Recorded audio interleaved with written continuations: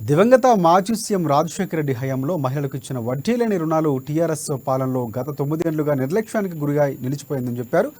ఇక deputy CM Mallu Bhatti Vikramarka స్పష్టం చేశారు. వడ్డీ లేని రుణాల కింద వేల కోట్ల రూపాయలు నిరుపేద మహిళలకు అందిస్తున్నామని చెప్పారు.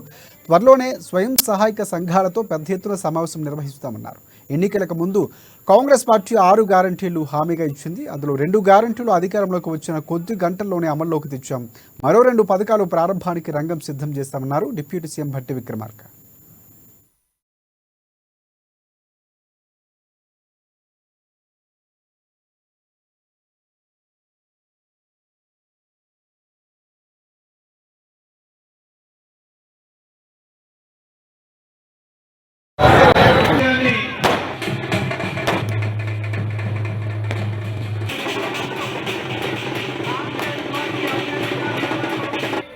పార్లమెంటు ఎన్నికల్లో రేపు జరిగేటువంటి బాధనంగా వేదికపైకి ఆహ్వానిస్తున్నాం.